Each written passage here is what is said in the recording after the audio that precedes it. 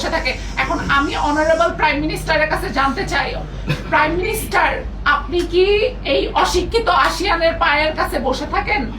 জনাব prime minister আপনি কি এই আসিয়ানের নজরুলের কাছে বসে থাকেন পায়ের কাছে? সে বলছে শেখ হাসিনা চলে গেছে, আমার ভালো হয় নাই, তারেক রহমান আমার পায়ের কাছে বসে থাকে। সামিয়াকে ওই কি শোভা বলতেছে ডিজিএফআই প্রত্যেকদিন আমাদের কাছ থেকে এসে বান্ডিল টাকা নিয়ে যায়। কোন ডিজিএফআই তারা? এটা আপনারা খুঁজে বের করেন। বাংলাদেশের আইন কোথায়? বাংলাদেশের আইন কোথায়? এক সরকারের পতন হয়েছে এইসবের কারণে।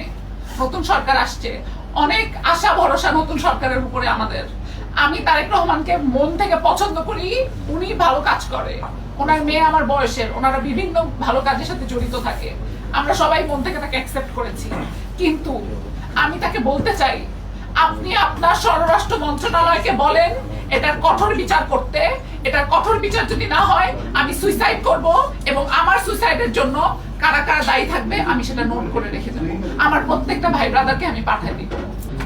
আমি মাত্র জানতে পারলাম, আমার সোর্স থেকে আমাকে জানাইলো আমার মেডিকেল যে রিপোর্টটা আছে এটা দিয়ে সে অলরেডি জামিনও নিয়ে নিচ্ছে।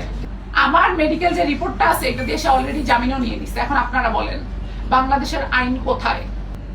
আমার মেডিকেল রিপোর্ট কালকে আমি কেস করেছি, আমার অলরেডি সে আমার মেডিকেলের কাগজ দিয়ে সে জামিন নিয়ে নিছে। আমি মাত্র আপনাদের সামনে জানতে পারলাম বাংলাদেশের আইন কোথায়। আমাকে প্রতিনিয়ত হুমকি দেওয়া হচ্ছে যে আমাকে মেরে ফেলবে। আমার জীবনের কোনো আপনারা কি যাবেন আমার সাথে আমার বাসায়? আপনারা কি সবাই আমার সাথে আমার বাসায় যেয়ে থাকতে পারবেন? সম্ভব আপনাদের? আমার জীবন রিস্কে আমাকে প্রতিনিয়ত হুমকি দেওয়া হচ্ছে মেরে ফেলার। প্রতিনিয়ত হুমকি দিচ্ছে, আমার গাড়ি উড়াই দিবে, আমাকে মেরে ফেলবে, আমাকে অ্যাসিড দিবে, এইসব হুমকি দেওয়া হচ্ছে আমাকে প্রতিনিয়ত। কিচ্ছু না। এটা কে করলো? মূল এটার নায়ক কে? তাহলে ইমন কি দোষী না? অবশ্যই। তাহলে ইমনের কি শাস্তি দাবি করছেন না? অবশ্যই।